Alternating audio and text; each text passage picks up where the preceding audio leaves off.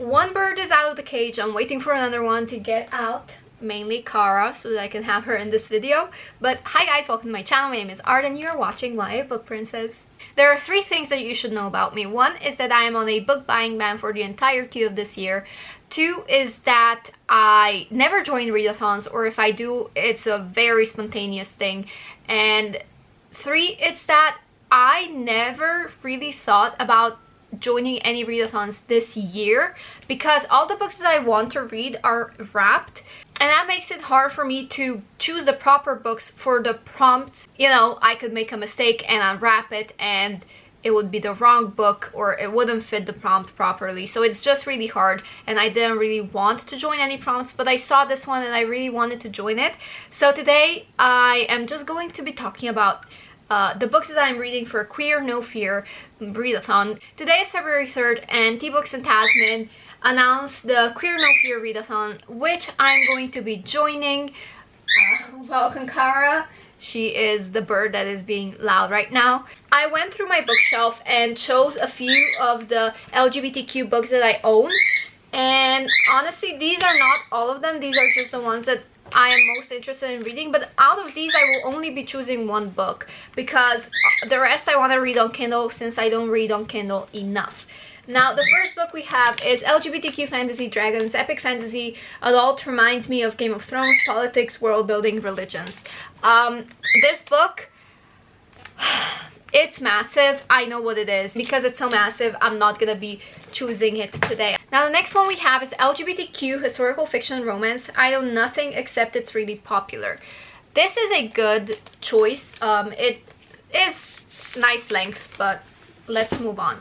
Next one is LGBT Romance Cute YA Contemporary. Don't want to spoil myself by reading reviews. High expectations. So this is very promising. Let's move on. Famous Writer Impulse Buy LGBT Thriller Contemporary Mystery. And this is a hardcover. I completely forgot what books I own, so I have no idea what this one is. And the next book that we have is Retelling LGBT Fantasy Romance Destroying the Patriarchy. I'm interested in knowing what these 2 books are. Yeah, I don't really know.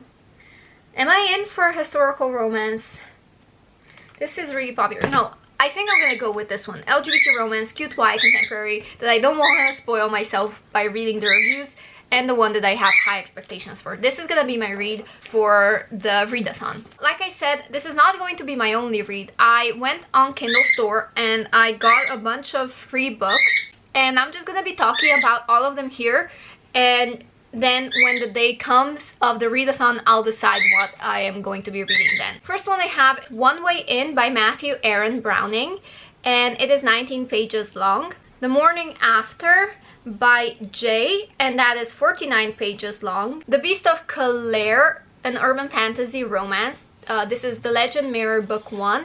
It is 273 pages long. Then next we have Same-Sex Marriage and Church Law by Kevin Mahoney. It is 78 pages long. Once Upon a Dream by Megan Durr, 210 pages long. Sleepwalking by Cara Malone. It is 65 pages long. The Magical Femme by Fiona Zed, and it is 26 pages long. The Stranger by Mary Black Rose. It is 44 pages long.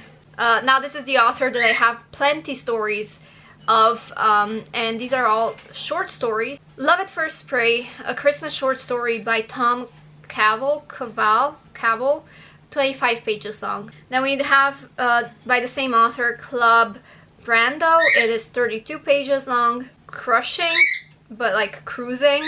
It is 38 pages long. Promance, 40 pages long, by the same author. These are all by the same author. A Cupid in London, 23 pages long. Then we have Metamorphosis Transmute Episode 1. It is 217 pages long. He's Behind You by Claire London. It is 48 pages long. Christmas and Other Things I Hate by Elizabeth McGivern, 122 pages long. Yes Plus Yes, a memoir that is also an essay on beauty, desire, love, guilt, self-forgiveness, drug addiction and alcoholism, emotional mental health, self-esteem, coming out, and LGBT gay pride by Abner Lewis.